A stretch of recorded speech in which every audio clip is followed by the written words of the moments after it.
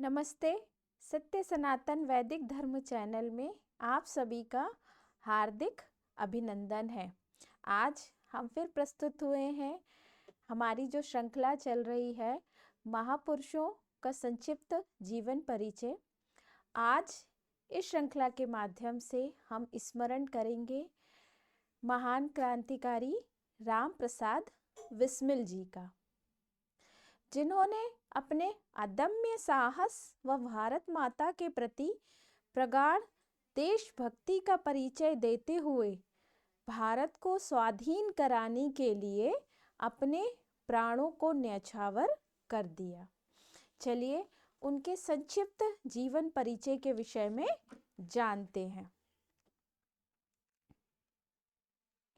राम प्रसाद बिस्मिल 18 दिसंबर 1927 का वह दिन गोरखपुर में सेंट्रल जेल के बड़े फाटक के सामने अधेड़ आयु की एक महिला इंतजार में खड़ी थी। उसके चेहरे पर कुछ उदासी छाई थी, चिंता भी स्पष्ट दिखलाई दे रही थी। वह इसी सोच में थी कि उसे कब जेल के अंदर जाने की आज्ञा मिलती है। इसी बीच महिला के पति भी वहां आ गए। पत्नी को पहले ही वहां आया देख वह चकित से रह गए। वे भी पत्नी के पास ही बैठ गए और अब दोनों भीतर बुलाए जाने के लिए प्रतीक्षा करने लगे। एक युवक भी वहां पहुंच गया। वह उनका रिश्तेदार नहीं था, मगर वह जानता था कि इन दोनों को अंदर प्रवेश करने की अनुमति मिल जाएगी और वह अपने बारे में सोच रहा था कि वह स्वयं कैसे भीतर जा सकेगा। जेल के अफसर वहां आए। उन्होंने पति पत्नी दोनों को बुलाया। वहीं खड़ा युवक भी उनके पीछे पीछे जाने लगा। पहरेदार ने उसे रोक दिया और कड़क कर पूछा, तुम कौन हो? महिला ने अनुरोध के स्वर में कहा, भैया उसे भी अंदर आने दो, वह मेरा भांजा है।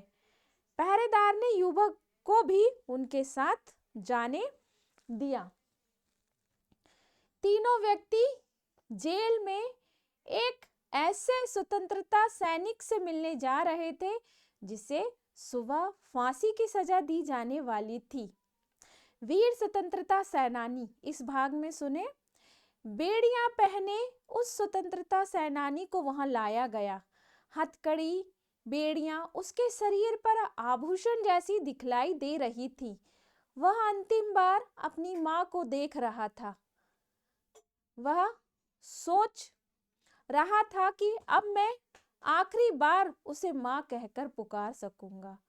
उसके मुंह से कोई शब्द नहीं निकल रहा था। एकाएक उसकी आंखों से आंसू निकलकर गालों पर बहने लगे। उसकी मां ने दृढ़ता के स्वर में कहा, मेरे बेटे, यह तुम क्या कर रहे हो? मैं तो अपने सपूत को एक महान योद्धा मानती हूँ। मैं सोचती थी कि मेरे बेटे का नाम सुनते ही ब्रिटिश सरकार भय से कांप उठती है। मुझे ये मालूम नहीं था कि मेरा बेटा मौत से डरता है। यदि तुम रोते हुए ही मौत का सामना करना चाहते हो तो तुमने आजादी की लड़ाई में हिस्सा ही क्यों लिया? वीर माता की देशभक्ति और दृढ़ता देखकर जेल के अफसर भी चकित रह गए। उस वीर स्वाधीनता सेनानी ने कहा, मां, ये आंसू भय के आंसू नहीं है, ये हर्ष के आंसू हैं। तुम जैसी वीर माता को पाने की खुशी के ये आंसू हैं। उस वीर माता के वीर पुत्र का नाम था राम प्रसाद बिस्मिल। वे प्रसिद्ध काकोरी रेल डकैती प्रकरण के अगुआ थे। इस तरह मां के अपने बेटे के साथ भेंट खत्म हुई। दूसरी सुबह राम प्रसाद रोज की तुलना में कुछ जल्दी जागा। स्नान के बाद उसने सुबह की प्रार्थना की। अपनी मां को उसने अंतिम पत्र लिखा और फिर वह मौत की प्रतीक्षा में चुपचाप बैठ गया। अफसर वहां आए। उन्होंने राम प्रसाद की बेड़ियां काट दी। वे जेल की कोठरी से उसे फांसी घर की ओर ले जाने लगे। रास्ते में भी उसके चेहरे पर किसी तरह की चिंता दिखलाई नहीं दे रही थी। वह एक वीर की भांति चल रहा था। यह सब देखकर जेल के कठोर अफसर भी दंग रह गए। जब उस काल कोठरी की तरफ से ले जाया जाने लगा तो उसने खुशी से वंदे मातरम तथा भारत माता की जय का ऊंचे स्वर में उद्घोष किया। ऊंची आवाज में ब्रिटिश सरकार मुर्दाबाद का नारा लगाया। बाद में राम प्रसाद ने धीमे स्वर में विश्वानि देव सवितु दुरितानि पराशुभ और कुछ अन्य प्रार्थनाएं की और फिर फांसी के फंदे की ओर बढ़ा। जब राम प्रसाद को फांसी दी जा रही थी तब जेल के आसपास कड़ा पहरा था। उसकी मृत्यु के बाद अधिकारियों ने उसका शव काल कोठरी से बाहर निकाला। जेल के बाहर उसके माता पिता ही नहीं अपितु सैकड़ों नर नारी सजल नेत्रों के साथ खड़े थे। गोरखपुर के नागरिकों ने भारत माँ के इस वीर सपूत के शव को फूलों से सजाया। एक बड़े जुलूस की तरह उसकी शव यात्रा निकाली गई। रास्ते में असंख्य नर नारियों ने शव पर पुष्प बरसाए और इस तरह इस वीर सपूत का अंतिम संस्कार किया गया। राम प्रसाद उन गिने चुने शहीदों की श्रेणी में जा पहुंचे थे जिन्होंने स्वतंत्र भारत का सपना साकार करने के लिए बलिदान दिया था। उनका परम उद्देश्य था किसी न किसी तरह ये देश आजाद हो। बचपन, हम उनके बचपन के बारे में सुने। राम प्रसाद का जन्म उत्तर प्रदेश के शाहजहांपुर नामक स्थान पर 1897 में हुआ था। उनके पूर्वज ग्वालियर राज्य के तोमरगढ़ नामक स्थान के थे। यह इलाका चंबल नदी के किनारे बसा था और उसकी गणना ब्रिटिश प्रांतों के साथ होती थी।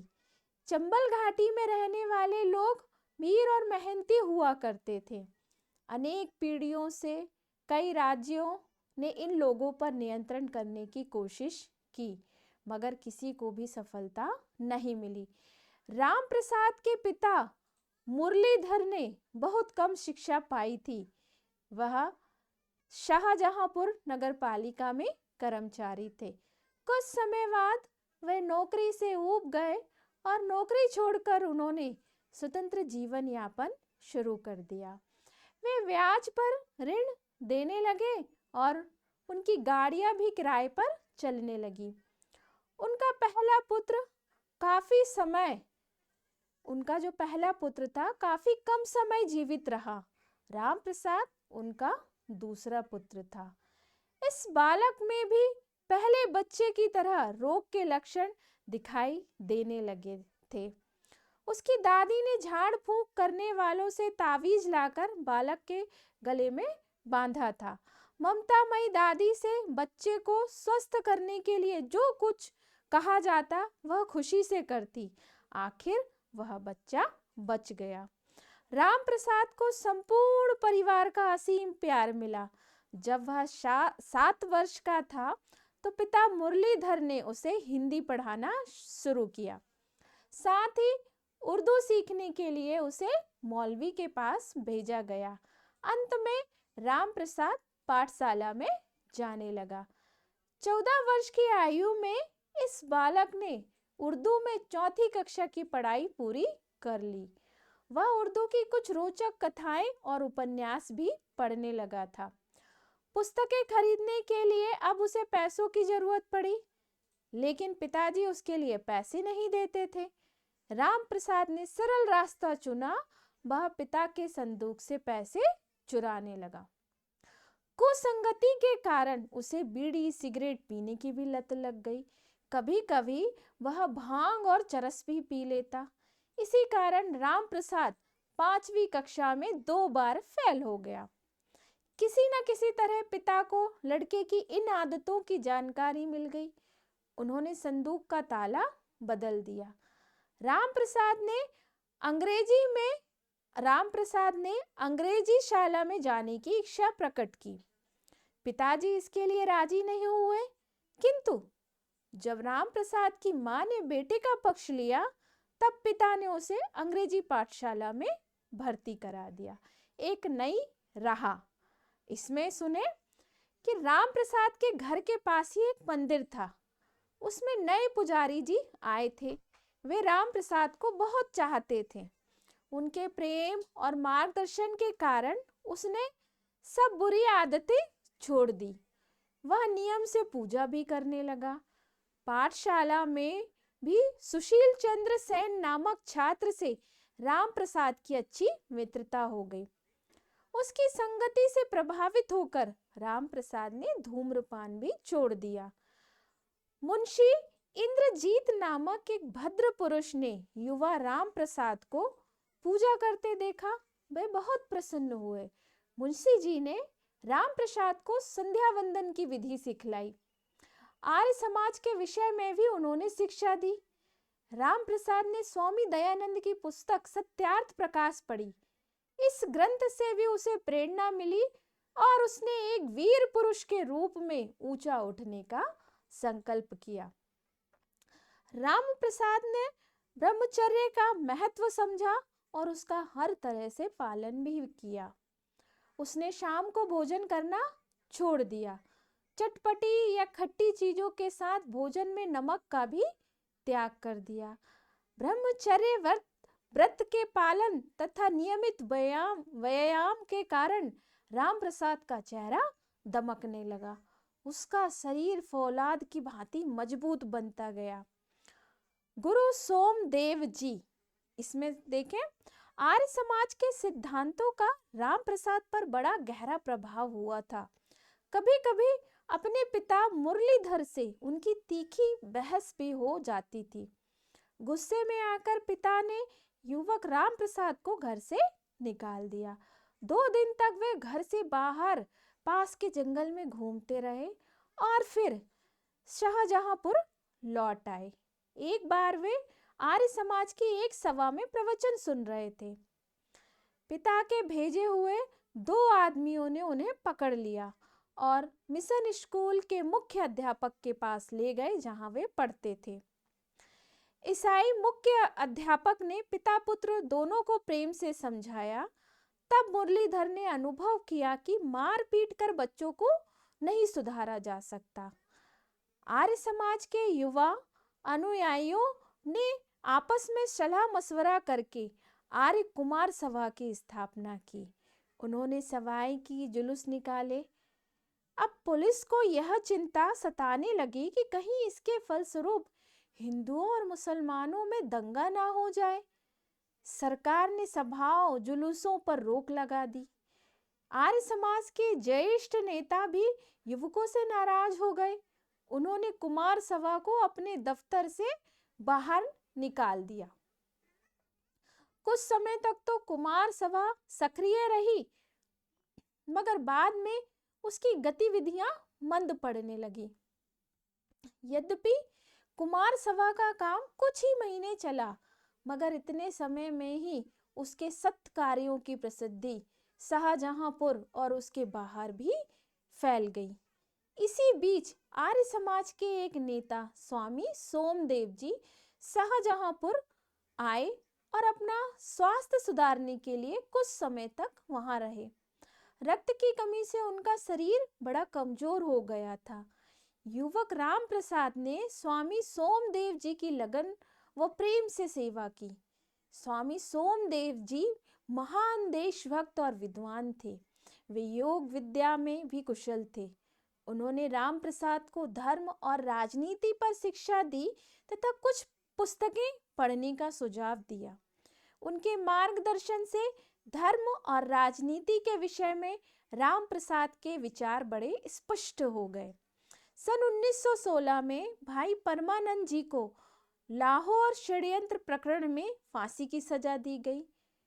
उन्होंने तारीखे हिंद नामक एक पुस्तक लिखी थी। राम प्रसाद ने वह पुस्तक पढ़ी। परमानंद जी की पुस्तक से तथा स्वयं उनसे वे बड़े प्रभावित हुए। जब उन्होंने परमानंद जी को मृत्युदंड दिए जाने का समाचार सुना तो उनका खून खोल उठा। उन्होंने प्रतिज्ञा की कि गोरी ब्रिटिश सरकार से वे अन्याय का बदला जरूर लेंगे। उन्होंने इस प्रतिज्ञा की जानकारी गुरु सोमदेव जी को भी दे दी। गुरुजी ने कहा, प्रतिज्ञा करना आसान है मगर उसे पूर्ण करना बहुत कठिन है। गुरुजी के चरण छूकर राम प्रसाद ने कहा, यदि इन चरणों की मुझ पर कृपा रही तो मैं अवश्य प्रतिज्ञा पूर्ण करूंगा। कोई भी शक्ति मुझे रोक नहीं सकेगी। राम प्रसाद के क्रांतिकारी जीवन की यहीं से शुरुआत हुई। तिलक जी से मुलाकात इस भाग में सुनते हैं कि कुछ दिनों के बाद गुरु सोमदेव जी का देहांत हो गया। तब राम प्रसाद 9वीं कक्षा में थे। शाहजहांपुर सेवा समिति में वे एक उत्साही स्वयं सेवक की भांति काम कर रहे थे। लखनऊ में भारतीय राष्ट्रीय कांग्रेस का वार्षिक अधिवेशन होने वाला था। उस समय कांग्रेस में 2 गुट थे। एक गुट में उदारवादी नेता थे जो ब्रिटिश सरकार के खिलाफ सीधी कार्यवाही के विरोधी थे।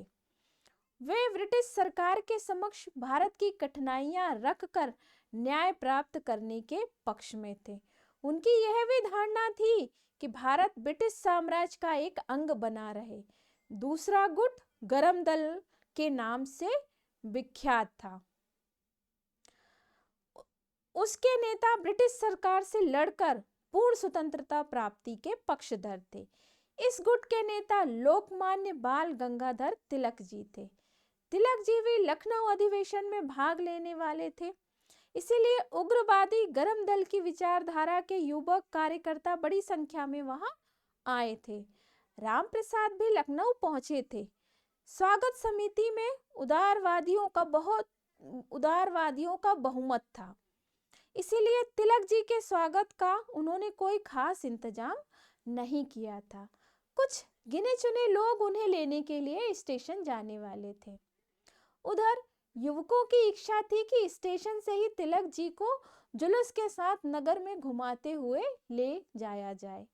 वे बड़ी संख्या में स्टेशन पर एकत्रित हुए। एमए का एक छात्र उनका नेतृत्व कर रहा था। जैसे ही तिलक जी गाड़ी से नीचे उतरे, स्वागत समिति के कार्यकर्ताओं ने उन्हें घेर लिया और बाहर खड़ी कार तक ले गए। एमए का वह छात्र तथा राम प्रसाद फौरन आगे बढ़े और कार के सामने जाकर बैठ गए। यदि यह कार चलेगी तो हमारे शरीर के ऊपर से, ऐसा उन्होंने ऐलान कर दिया। स्वागत समिति के कार्यकर्ताओं तथा स्वयं तिलक जी ने उन्हें मनाने की कोशिश की, मगर वे टस से मस नहीं हुए। उनके मित्रों ने कहीं से एक बग्घी का प्रबंध किया था, उसके घोड़े खोल दिए गए थे। युवक स्वयं बग्घी खींचने वाले थे। आखिर तिलक जी को बग्घी में बैठना पड़ा। उनका जुलूस निकाला गया। रास्ते में लोकमान्य तिलक पर फूलों की वर्षा की गई। पुस्तकों से गोली तक इस भाग में सुने। कांग्रेस के लखनऊ अधिवेशन में राम प्रसाद गुप्त समिति के कुछ सदस्यों से मिले। यह समिति क्रांतिकारी गतिविधियों में महत्वपूर्ण भूमिका निभा रही थी। 1 वर्ष पूर्व ही राम प्रसाद में क्रांतिकारियों के प्रति सहानुभूति उमड़ पड़ी थी। इस मुलाकात से उनकी भावनाओं को आधार मिला। शीघ्र ही वह क्रांतिकारियों की कार्यकारिणी समिति के सदस्य बन गए। समिति के पास धन की कमी थी। शस्त्र खरीदने के लिए उसे काफी धनराशि की आवश्यकता थी। राम प्रसाद ने एक योजना बनाई। उन्होंने सुझाव दिया कि वे क्रांतिकारियों के विषय में लिखी गई पुस्तकें बेचेंगे। इससे उन्हें धन तो मिलेगा ही और क्रांतिकारियों के विचारों का प्रचार प्रसार भी होगा। उन्होंने अपनी माँ से उधार के रूप में 400 रुपए लिए और एक पुस्तक अमेरिका ने आजादी कैसे पाई प्रकाशित की। इसी बीच गेंदालाल दीक्षित नामक एक क्रांतिकारी नेता को ग्वालियर में बंदी बना लिया गया था। राम प्रसाद अधिक से अधिक नागरिकों को इस गिरफ्तारी की जानकारी देकर गेंदालाल के प्रति सहानुभूति जगाना चाहते थे। उन्होंने एक चर्चा प्रकाशित की जिसका शीर्षक था मेरे देशवासियों को एक संदेश।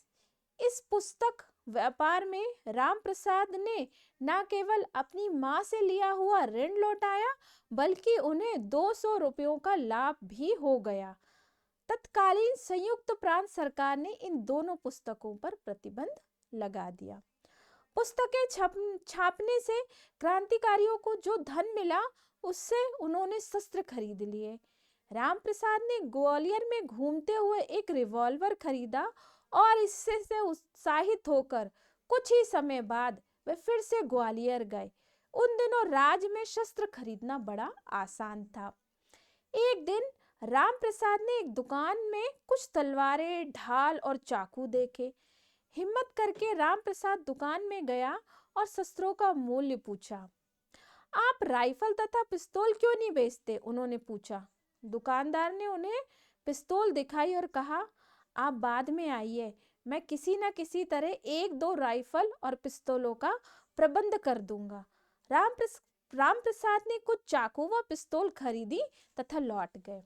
इस तरह घूमते फिरते राम प्रसाद ने शास्त्रों के बारे में काफी जानकारी प्राप्त कर ली थी।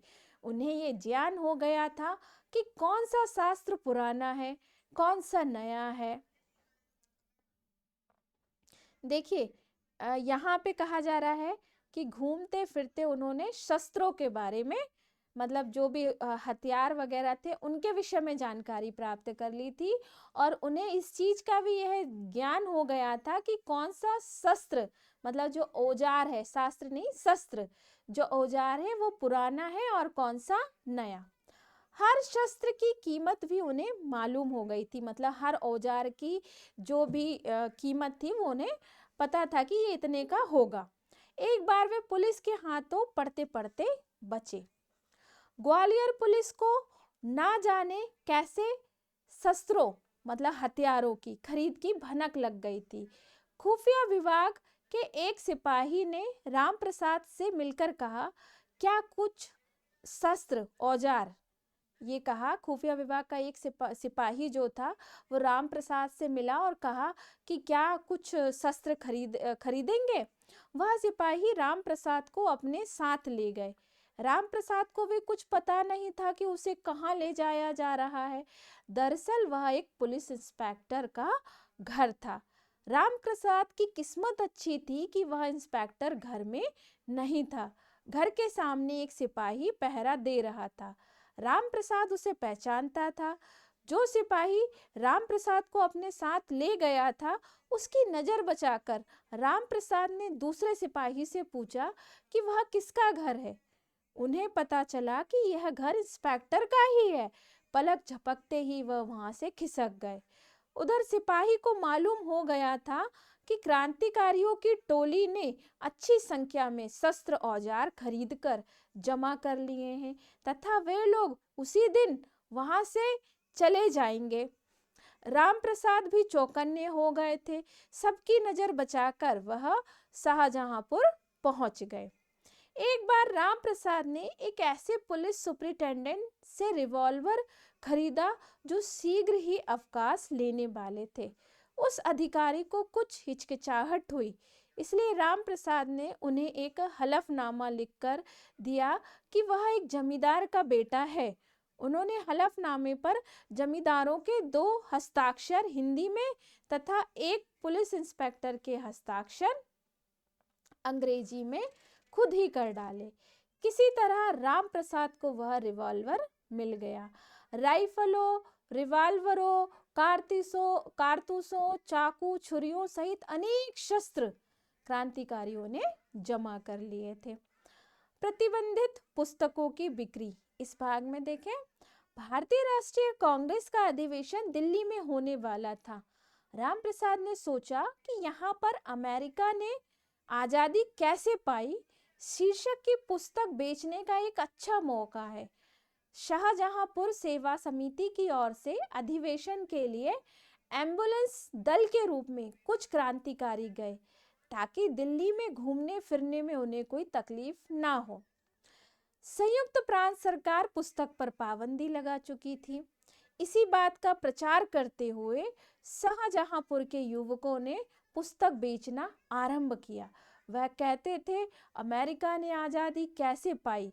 संयुक्त प्रांत सरकार ने जिस पुस्तक पर रोक लगा दी है उसे पढ़िए। खुफिया पुलिस के ध्यान में यह बात तुरंत आ गई। उन्होंने कांग्रेस के शिविर को घेर लिया और पुस्तक बेचने वाले युवकों की तलाश करने लगे। राम प्रसाद को तुरंत उनकी गंध मिल गई। वे दौड़कर उस तंबू में गए जहां पुस्तकें रखी थी। अपने बड़े से ओवरकोट में उन्होंने पुस्तकों का बंडल छिपा लिया। एम्बुलेंस का लाल फीता लगाकर वे पुस्तकों के बंडल समेत निकल पड़े। उस वक्त वे स्वयं सेवक की वर्दी में थे।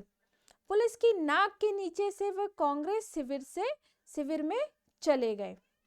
मतलब पुलिस के नाक के नीचे से वे कांग्रेस शिविर में चले गए। स्वागत समिति की अनुमति के बिना पुलिस भीतर नहीं जा सकती थी। इस तरह राम प्रसाद ने पुस्तकों की सभी प्रतियां बचा ली और बाद में उन्हें बेच भी डाला। मौत की छाया इस भाग में सुनेंगे। जब राम प्रसाद दिल्ली से शाहजहांपुर लौटे तो उन्हें पता चला कि पुलिस उनको तथा उनके दोस्तों को खोज रही है। दो क्रांतिकारी युवकों के झगड़े के कारण पुलिस को जानकारी मिल गई थी कि क्रांतिकारियों ने काफी शस्त्र जमा कर लिए हैं। मैनपुरी में ही यह झगड़ा हुआ था और इसीलिए कुछ लोगों पर मुकदमा चलाया गया, जो आगे चलकर मैनपुरी षड्यंत्र केस के रूप में प्रसिद्ध हुआ। राम प्रसाद को इस विषय में सब कुछ पता चल गया तो वे अपने 3 साथियों के साथ शाहजहांपुर छोड़कर चले गए। कुछ दिन यहाँ वहाँ घूमकर ये लोग प्रयाग पहुंचे। वहां वे एक धर्मशाला में ठहरे। अगला कदम क्या हो, इसे लेकर उनके बीच कहासुनी हो गई। मित्रों ने सोचा कि उनके बीच एक व्यक्ति कायर है तथा अगर वह पकड़ा गया तो पुलिस उनके सारे भेद जान जाएगी। उन्होंने फैसला लिया कि उस कायर को मार डाला जाए, मगर राम प्रसाद इससे सहमत नहीं थे। शेष क्रांतिकारी अब राम प्रसाद से नाराज हो गए। एक दिन शाम को सभी लोग यमुना किनारे घूमने गए। राम प्रसाद ने स्नान किया। वे शाम की प्रार्थना के लिए बैठे।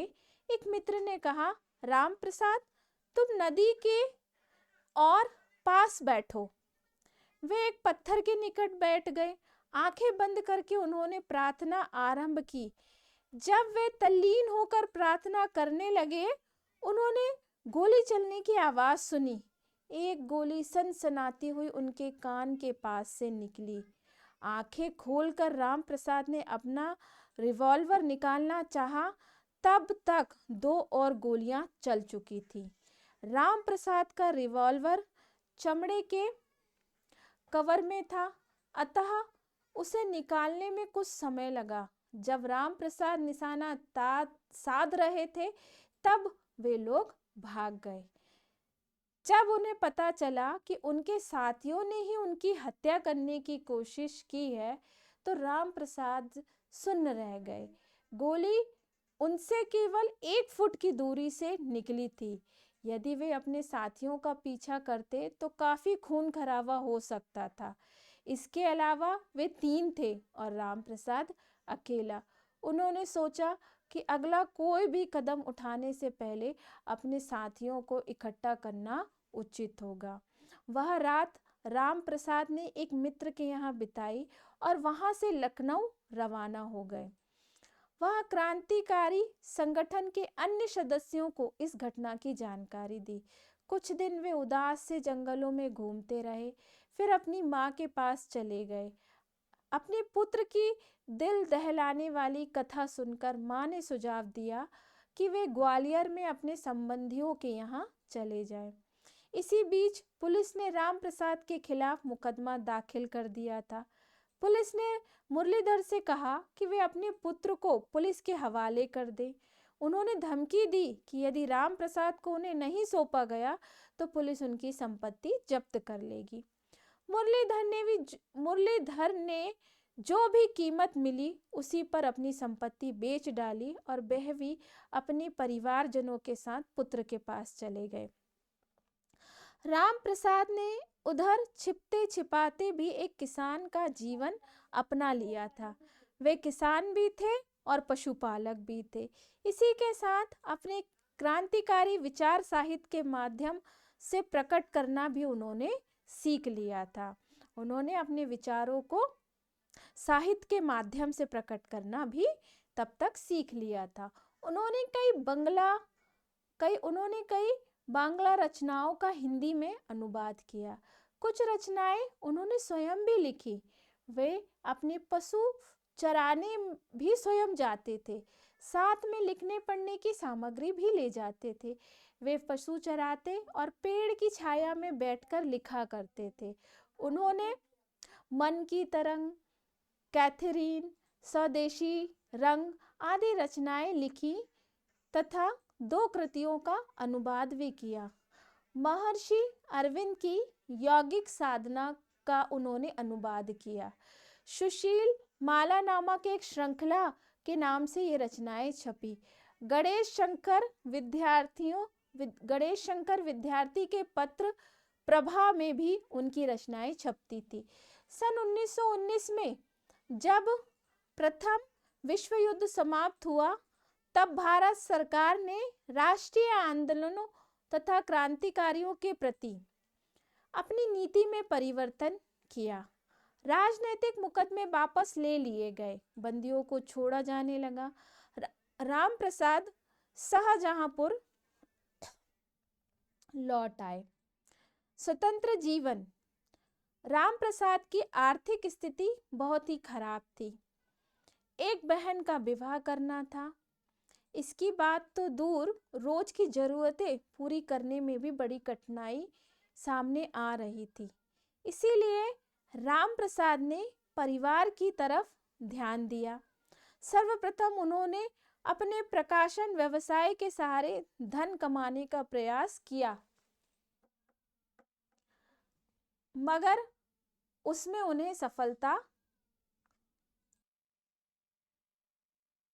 उन्होंने सोचा कि क्यों ना प्रकाशन व्यवसाय के सहारे ही धन कमाया जाए, परंतु इसमें उन्हें सफलता नहीं मिली। कुछ मित्रों की सहायता से राम प्रसाद ने एक कारखाने में प्रबंधक की नौकरी की। इस स्थायी आय से परिवार की हालत कुछ सुधरी। धीरे धीरे उन्होंने क्रांतिकारी आंदोलन को भी नए प्रकार से चलाने का विचार किया। उधर देश भर में असहयोग आंदोलन चल रहा था। क्रांतिकारी आंदोलन का नेतृत्व करने वालों की भी कमी नहीं थी। क्रांतिकारियों की गतिविधियां ठप सी हो गई थी। राम प्रसाद ने कुछ धन इकट्ठा किया और रेशम बुनाई का कारखाना खोला। उसमें वे दिन रात बड़ी मेहनत से काम करते। 1.5 वर्ष के भीतर उनका कारखाना चल निकला। उसमें 3-4 हजार रुपए की पूंजी लगाई गई थी। उससे उन्हें करीब 2,000 रुपए का लाभ हुआ।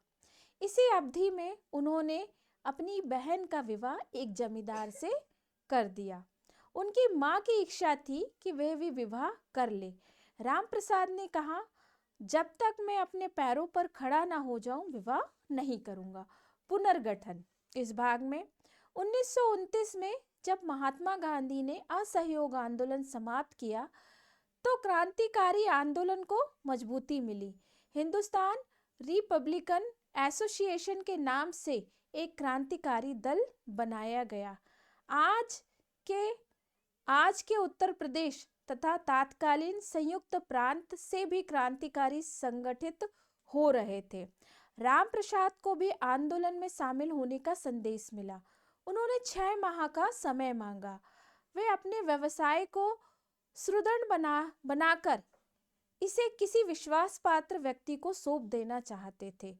उसी समय राम प्रसाद ने अपना कारोबार एक मित्र को सौंप दिया और स्वयं क्रांतिकारी गतिविधियों में फिर से शामिल हो गए। क्रांतिकारी आंदोलन को आम जनता से समर्थन प्राप्त था।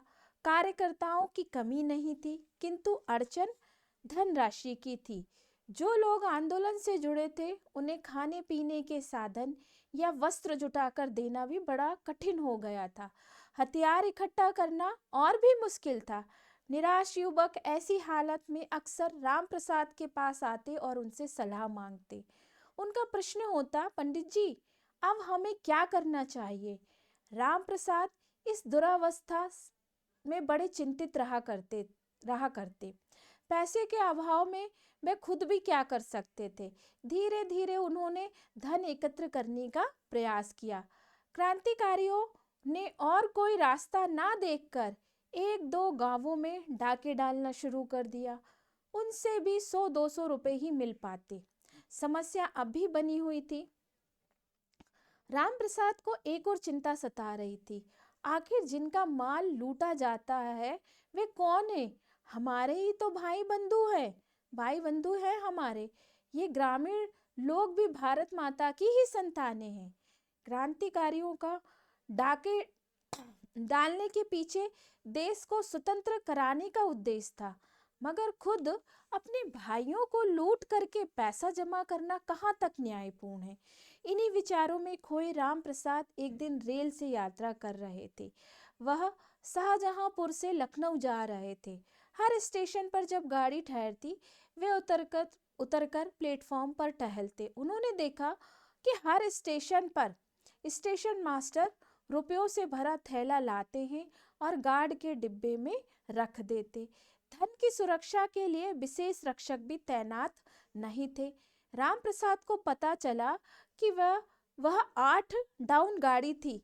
बस यह दृश्य देखकर ही राम प्रसाद के मन में क्रांतिकारी आंदोलन के लिए धन जमा करने की योजना बन गई। काकोरी रेल डकैती। काकोरी लखनऊ के निकट ही बसा एक गांव है। उस गांव में रेलगाड़ी पर हमले के कारण ही काकोरी स्टेशन प्रसिद्ध हो गया। वह 9 अगस्त 1925 की शाम थी। 8 डाउन रेलवे गाड़ी काकोरी के निकट से गुजर रही थी। राम प्रसाद और उनके 9 क्रांतिकारी साथियों ने जंजीर खींचकर गाड़ी रोक दी।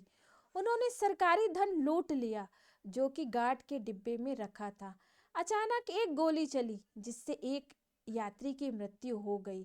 इसके अलावा कहीं खून खराबा नहीं हुआ। इस सुनियोजित डकैती से सरकार भौचक्की रह गई। एक माह तक प्रारंभिक छानबीन के बाद सरकार ने क्रांतिकारियों को पकड़ने के लिए जाल फैलाने की पूरी तैयारी कर डाली। डाका डालने वाले 10 क्रांतिकारियों को ही नहीं अपितु हिंदुस्तान रिपब्लिकन एसोसिएशन के अन्य नेताओं के नाम भी वारंट जारी कर दिए गए। चंद्रशेखर आजाद को छोड़कर शेष सभी क्रांतिकारी पकड़ लिए गए जिन्होंने रेल लूटी थी। 1.5 वर्ष तक मुकदमा चला। राम प्रसाद, अशफाक उल्लाह, रोशन सिंह और राजेंद्र लहड़ी चारों क्रांतिकारियों को फांसी की सजा सुनाई गई। देश भर में इन लोगों के प्राण बचाने के लिए व्यापक अभियान चलाया गया। सभी नेताओं ने ब्रिटिश सरकार से अपील की कि इन युवकों के साथ उदारतापूर्ण व्यवहार किया जाए, मगर सरकार अपने फैसले पर अडिग रही। 18 दिसंबर 1927 को राजेंद्र लहड़ी को फांसी दे दी गई।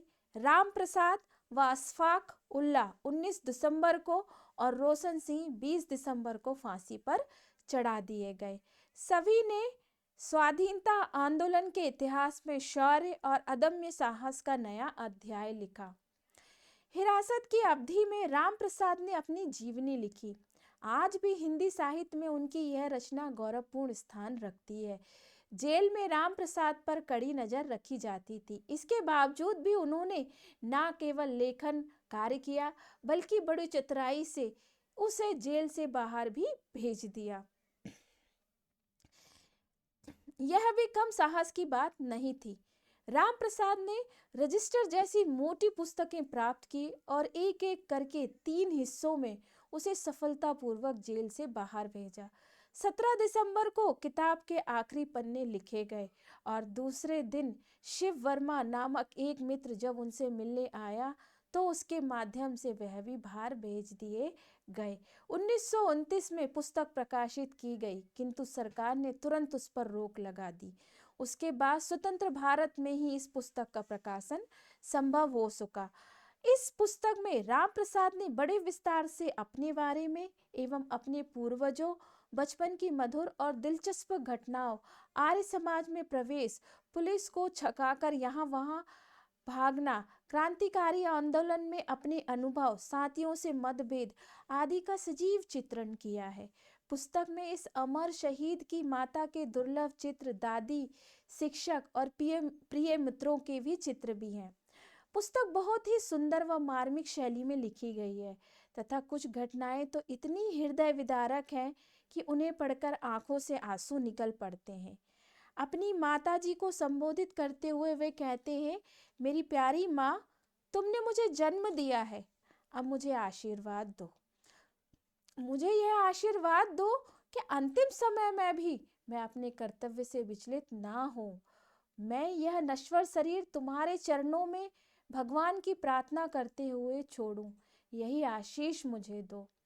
मैनपुरी षड्यंत्र केस के प्रमुख अभियुक्त पंडित गेंदालाल दीक्षित फरार रहे। उन्हें पुलिस पकड़ नहीं सकी, मगर उनकी मृत्यु क्षय रोग टीबी से कष्टपूर्ण अवस्था में हुई। उनकी चर्चा करते हुए राम प्रसाद ने लिखा है, मैंने यह सोचा भी नहीं था कि मातृभूमि की सेवा करने वाले इस देशभक्त का ऐसा करुण अंत होगा। वे तो पुलिस की गोली खाकर मरना चाहते थे। भारत का एक महान सपूत चला गया, मगर किसी को उनके मरने की खबर तक नहीं हुई। राम प्रसाद ने क्रांतिकारी आंदोलन के लिए जीवन भर संघर्ष किया, इसीलिए उन्होंने उसके भविष्य के बारे में भी गहराई से विचार किया। उन्होंने लिखा, सभी को मानना पड़ेगा कि ऐतिहासिक दृष्टि से हमारा कार्य बड़ा मूल्यवान था। जब हमारा देश गुलाम है तो देश के युवक खामोश नहीं बैठे हैं, वे देश की आज़ादी के लिए पूरी शक्ति लगाकर प्रयास कर रहे हैं। उन दिनों की परिस्थिति को देखते हुए राम प्रसाद का युवकों को उन्होंने संदेश दिया था, मैं जानता हूं कि आने वाले 50 वर्ष में भी भारत के क्रांतिकारी आंदोलन को सफलता नहीं मिलेगी। स्थिति उसके अनुकूल नहीं है। युवकों को अब स्वयं को पिस्तौल और रिवॉल्वर से सुसज्जित करने का विचार छोड़ देना चाहिए। एक सच्चे देशभक्त के रूप में राष्ट्र की सेवा करनी चाहिए। युवकों के नाम मेरा यही अंतिम संदेश है। कवि विस्मिल। राम प्रसाद का उपनाम विस्मिल था। इसी नाम से हिंदी साहित्य जगत में एक वह प्रसिद्ध क्रांतिकारी कवि के रूप में विख्यात हुए। अपनी जीवनी के अंत में उन्होंने कुछ चुनी हुई कविताएं लिखी। उनकी कविता की एक एक पंक्ति में देशभक्ति की भावना स्पष्ट झलकती है। एक कविता में वह कहते हैं, यदि मातृभूमि के लिए मुझे 1000 बार भी मौत का सामना करना पड़े तो मुझको दुख नहीं होगा। हे ईश्वर, मुझे भारत में ही 1000 जन्म दो, मगर मुझे यह वरदान भी दो कि मेरा जीवन मातृभूमि की सेवा करते हुए ही समाप्त हो। फांसी के लिए जाने से कुछ समय पूर्व राम प्रसाद ने एक कविता लिखी, हे ईश्वर, जो तुम चाहते हो वही होता है। आप महान हो। मुझे वर दो कि मैं अपनी अंतिम सांस तक, मेरे रक्त की अंतिम बूंद तक मैं तुम्हारा ही ध्यान करूं तथा तुम में ही विलीन हो जाऊं। हीरे की तरह कठोर फूल की भांति कोमल। इस भाग में सुनते हैं, राम प्रसाद बिस्मिल वीरों की भांति जिए और वीरों की तरह ही उन्होंने मृत्यु को गले लगाया। उनमें वे गुण कूट कूट कर भरे थे जिन्हें भारतीय संस्कृति में आदर्श माना जाता है।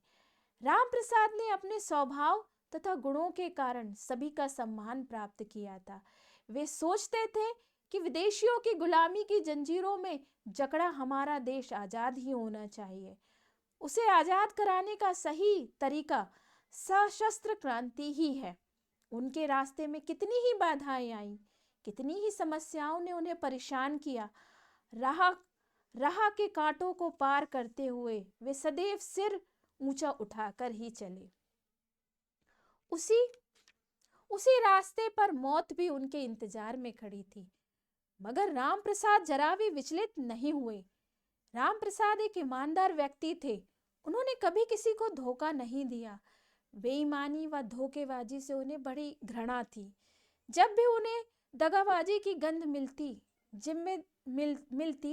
जिम्मेदार व्यक्ति की हैसियत की चिंता किए बिना ही वे उसकी बुराई करते। यह भी कहा जाता था कि वे बेईमान बनने को तैयार नहीं थे, इसलिए उनको मौत का सामना करना पड़ा। अपनी जीवनी में राम प्रसाद ने लिखा है कि कैसे काकोरी केस में उन्हें गिरफ्तार करके थाने ले जाया गया। वे लिखते हैं, इस मामले से संबंध गिरफ्तारियों में पुलिस अधिकारी रात भर व्यस्त रहे। वे जरा भी नहीं सो पाए थे। आखिर वे सब चले गए। एक सिपाही जो पहरे पर था वह भी गहरी नींद में था। एक बाबू थाने में बैठा बैठा लिख रहा था। वह रोशन सिंह का चचेरा भाई था। यदि मैं चाहता तो मैं बड़े आराम से निकलकर भाग सकता था, मगर मेरे ऐसा करने से वह बाबू बड़ी मुसीबत में पड़ जाता। मैंने उसे बुलाया और उससे कहा कि अगर तुम परिणाम भुगतने को तैयार हो तो मैं भाग सकता हूँ। वह मुझे भली भांति जानता था। वह मेरे पैरों में गिर पड़ा तथा मुझसे कहने लगा कि अगर मैं भाग गया तो उसे पकड़ लिया जाएगा, उसके बाल बच्चे भूखे मर जाएंगे। मैंने पीठ थपथपाकर उसे जाने दिया। मुझे उस पर बड़ी दया आ रही थी। कुछ दिन बाद राम प्रसाद को भागने का एक और मौका मिला। उन्हें बाहर ले जाया जा रहा था। एक सिपाही साथ में था। दूसरे सिपाही ने कहा, उसे जंजीर से बांध दो। मगर सिपाही बड़े विश्वास से उत्तर दिया, मुझे इन पर पूरा भरोसा है, ये भागेंगे नहीं। हम एक सुनसान जगह गए। मैंने अपना हाथ दीवार पर रखा और पीछे देखने लगा। सिपाही कुश्ती देखने में व्यस्त था। वह पूरी तरह कुश्ती देखने में खो गया था। मैं थोड़ी सी कोशिश करके दीवार फांद सकता था, मगर मैंने ऐसा नहीं किया। मेरी अंतरात्मा कह रही थी, क्या ऐसे भागकर उस गरीब सिपाही ने जो तुम पर भरोसा किया है तथा तुम्हें आज़ादी दी है, उसको ठेस नहीं लगेगी? क्या यह सही होगा? उसकी बीवी बच्चे तुम्हारे बारे में क्या सोचेंगे? मेरे मन में यह विचार आया। मैंने दीर्घ श्वास छोड़ा।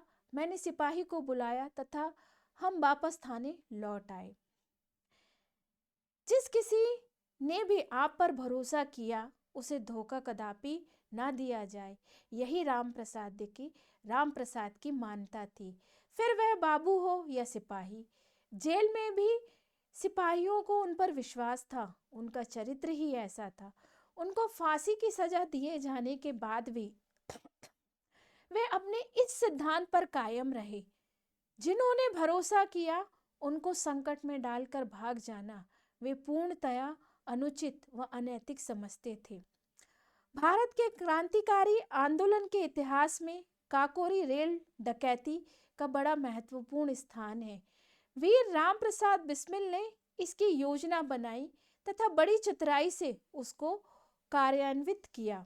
एक क्रांतिकारी लेखक, एक आदर्श मानव व वीर पुरुष के रूप में राम प्रसाद सदैव हमारे हृदय में बसे रहेंगे।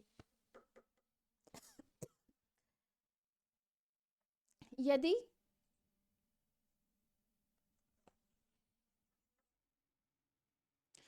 एक आदर्श मानव व वीर पुरुष के रूप में राम प्रसाद सदैव हमारे हृदय में बसे रहेंगे। यदि मातृभूमि के लिए मुझे 1000 बार मौत को गले लगाना पड़ा तो भी मुझे दुख नहीं होगा। हे प्रभु, मुझे भारत में 100 बार जन्म दो, परंतु मुझे ये वरदान भी दो कि हर बार मेरा जीवन मातृभूमि की सेवा में ही लगे। यह प्रार्थना स्वतंत्र भारत के हर नागरिक के हृदय में बसी रहे और उसकी ध्वनि हमारे कानों में गुंजित होती रहे। ऐसे थे महान क्रांतिकारी राम प्रसाद बिस्मिल जी। अब हम आपसे विदा लेंगे और जाने से पहले आपसे यही अनुरोध है कि आप इस चैनल को अधिक से अधिक सब्सक्राइब कीजिए और जो भी आप सुनते हैं अधिक से अधिक लोगों में शेयर कीजिए।